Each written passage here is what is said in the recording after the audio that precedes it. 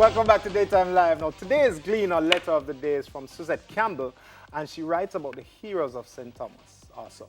It reads, when we think of a hero from St. Thomas, the name Paul Bogle comes to mind. However, from now on, we will think of more than 450 nameless heroes from the parish who, together with the Jamaica Constabulary Force, went on a relentless search for 9-year-old Felicia Prussia. She was abducted from her home on October 14, 2021. She goes on to say, crime is so commonplace in Jamaica to the extent that we are sometimes immune.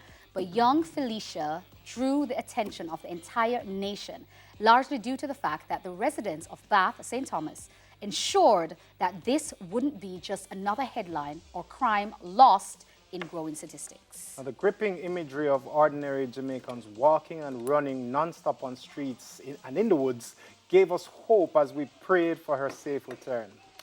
And this signal of togetherness is possibly what saved her life, as her abductor saw that Bogle's spirit was still alive and well in St. Thomas.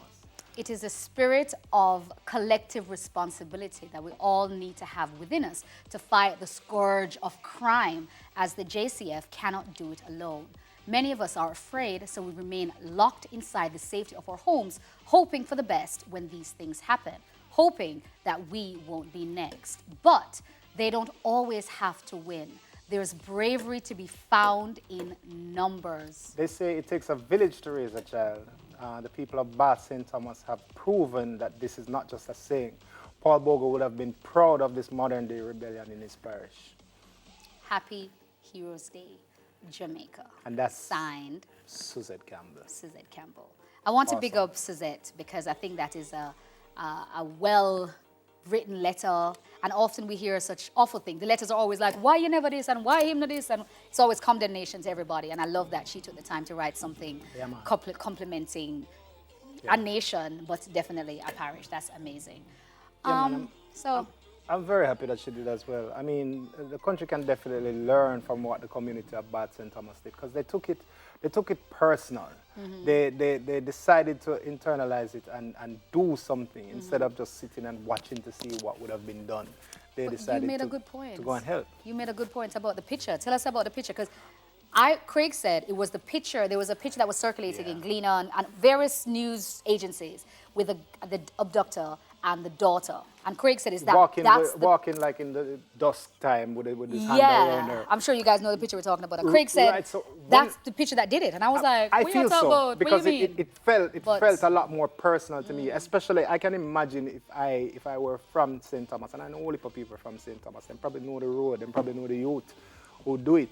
And then probably know, say, oh, you said that boy, there are enough things in my going with. From a long time, then probably, have suspicions. And then when them see things like this happening, it prompts them to move and to take action. Enough is enough kind of thing. And I'm very happy at the fact that they followed this movement. Like, I'm not condoning any mobbings or anything like that. That's not what I'm saying. But at the same time, it needs to be noticed that a community just won't put up with certain things. Talk them, no, Craig. Talk the things, man. Them for see, them for know, say, yo, it's not, you're not going to be protected no matter what you want to do. It don't go so. And I think, Craig, and I think, no, but it's true, because that's the problem. A lot of us, my daughter, I keep talking about my daughter, but if she can get away with something, she will do it.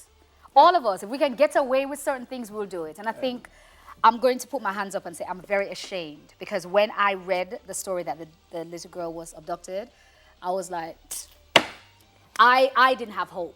I thought, because of all the other stories we've heard, I was like, it's done. That's it. We're going to hear say we found the body of the young lady. So what Suzette was saying, that a lot of us just lock up inside and say, please God, not me. Yeah. And I love the fact that the neighborhood were not doing that. So to see the neighborhood and the police force together, like rallying to rescue, I was.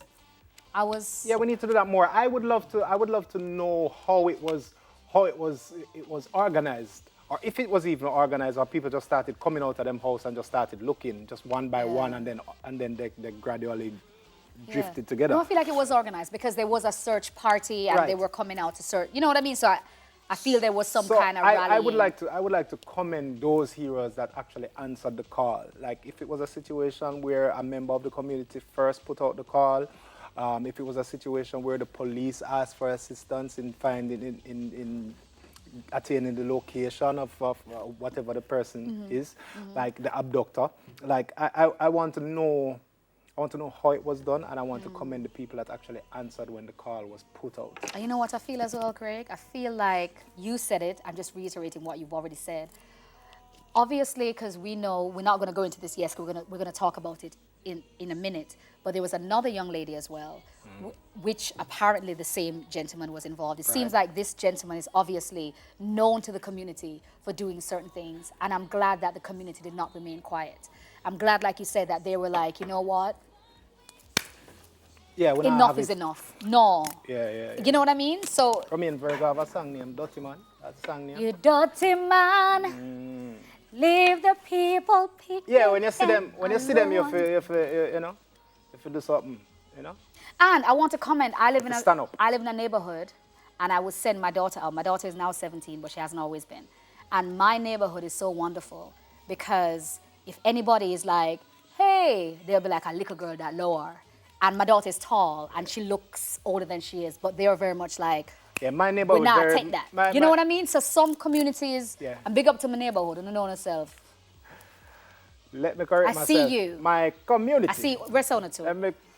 My community is very much like that as well. And anybody can come in and do and do what you want to do. Even if you're in the community, so, like, no. That being said, I would like to big up those unsung heroes because there are many people that day to day them answer the call just to be there for somebody that them sit in need. So I would have liked big up them people there. Yeah, we see holy for them. Yeah. And those people that can identify when wrongdoings are happening to somebody and stand up to Craig, I just want to say that is the Jamaica I remember. That is the Jamaica True. I grew up with. That if a mother see a picnic hungry, that mother becomes that picnic's mother too. You know what I mean? If an auntie sees something not go on with something, auntie's like, no, daddy sees something. You know what I mean? That's the Jamaica of my childhood. So I'm glad that it's still there and people are still big up on yourself. I'm proud on you, say? Yeah. But true. I was proud. St. Thomas, Lord. St. Thomas, what? Paul Bogadada? St. Thomas? True. On that note, Daytime Live will be right back and we'll have more chat when we come back. Slow clap, St. Thomas. Slow clap. Slow clap. Slow clap.